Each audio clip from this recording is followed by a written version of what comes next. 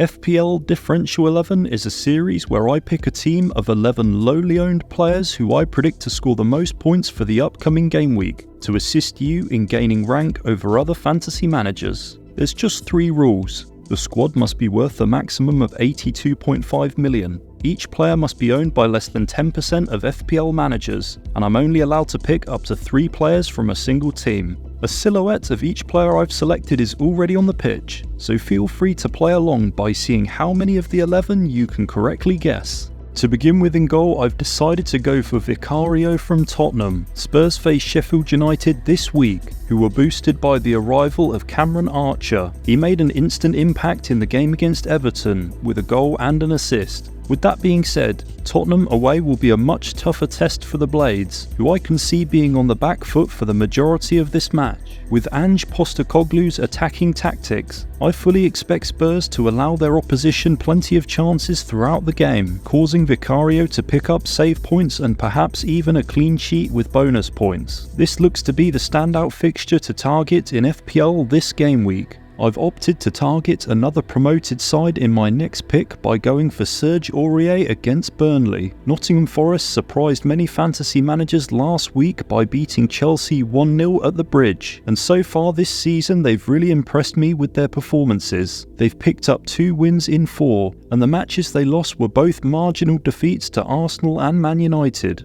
We know how strong Forest are playing at home, and this week they face a Burnley side who have just lost 3 Premier League games in a row, conceding 11 goals in the process. I've gone for Aurier because I think he offers assist potential on top of the likely clean sheet this game week. There really aren't too many defenders to choose from at under 10% selected this week, but I have a feeling that Ben White could do well against a struggling Everton side. The Toffees have only picked up 1 point from a possible 12 in their first 4 Premier League games, and at times they looked all over the place in that Sheffield United match. Against Man United, Arteta reverted back to a back 4, with White and Zinchenko filling in at fullback. White wasn't overly involved in the Gunners' attacking build-up play, but I think the main reason for that was to cover United's wide players, like Rashford. So with Arsenal facing Everton this week, I fully expect White to play a more advanced role. I'm doubling up on the Tottenham defence this week by going for Pedro Porro.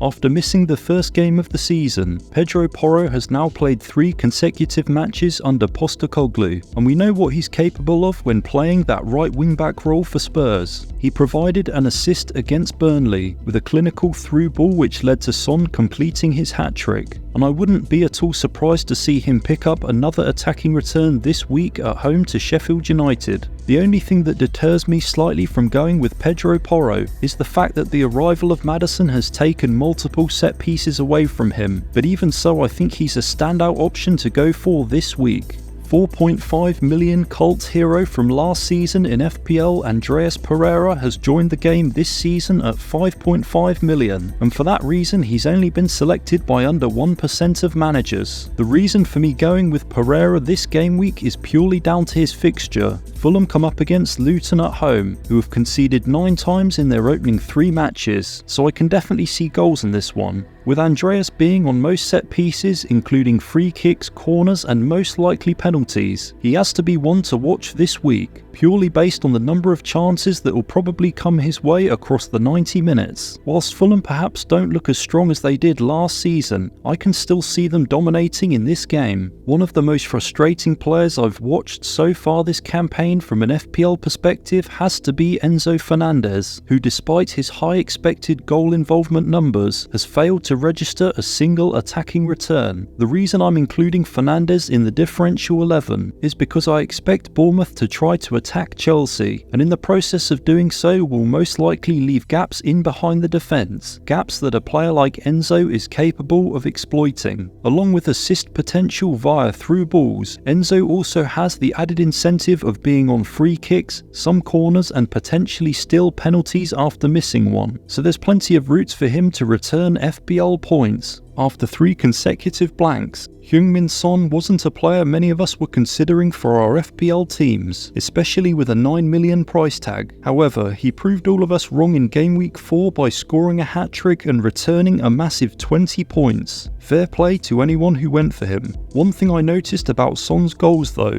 was that Burnley was so exposed at the back and gave him plenty of room, so I wouldn't bet on him getting opportunities like that against most teams in the Premier League. With that taken into account, I still think that Son's a fantastic asset for this upcoming game week in particular. Sheffield United will probably spend most of this match on the back foot. Of course, there's no telling which players Jurgen Klopp will select for his front 3 week to week, but I fancy Diogo Jota to get a chance up front against his former club Wolves. Jota is definitely one of those flair players who in any given game week can easily return a couple of goals, especially when Liverpool are able to play their attacking, free-flowing football. Last week, Liverpool absolutely dominated in the match against Aston Villa. It turned out to be a bit of a non-contest, and they do seem to be performing better with the reinforcements they've brought into the midfield. This week, Liverpool come up against a Wolves team who have had an underwhelming start to the season, so expect goals in this one. Gabriel Jesus replaced Nketiah in the last 20 minutes of the match against United at the weekend, and he definitely brought a different dimension to the team. He looked dangerous in the last quarter of the game, and that was topped off by his impressive solo goal in the final seconds, where he left Dalot on the floor and slotted the ball past Onana. The Brazilian has been in team training for a number of weeks now, and I think it's only a matter of time before he gets a start. I personally predict it to be in this upcoming game against Everton, as Arsenal will have a 2-week break before they play again, so Jesus should be able to get up to match fitness by that point. It's fair to say that Newcastle have got off to a disappointing start so far this season, with 3 defeats from their first 4 games in the Premier League. Like Jesus, Callum Wilson was a late substitute in the match against Brighton, and he did manage to grab a consolation goal for the Magpies in the dying minutes of the game. From what I've seen so far, Newcastle have struggled to score goals, and I think Howe may be encouraged into changing his front 3 so that the team are able to convert the chances they're creating. After a horrible set of fixtures to kick off the season, Newcastle now enter a favourable run of games, and I think Wilson will be given the nod ahead of Isaac up front, with perhaps both players starting together.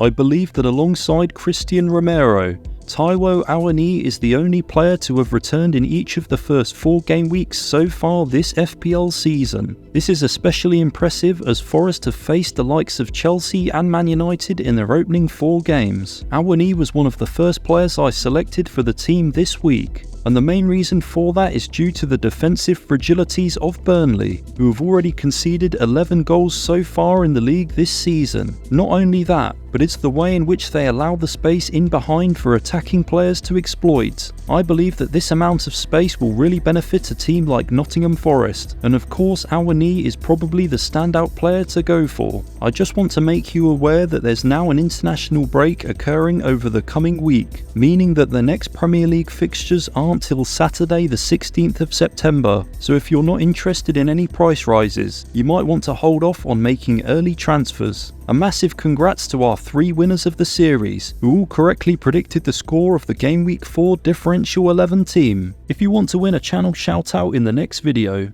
and a place on the leaderboard, correctly predict the FPL points total of today's Differential XI team. Details will be down below in the pinned comment. As always guys, thank you so much for watching, enjoy the rest of your day and best of luck for the upcoming game week.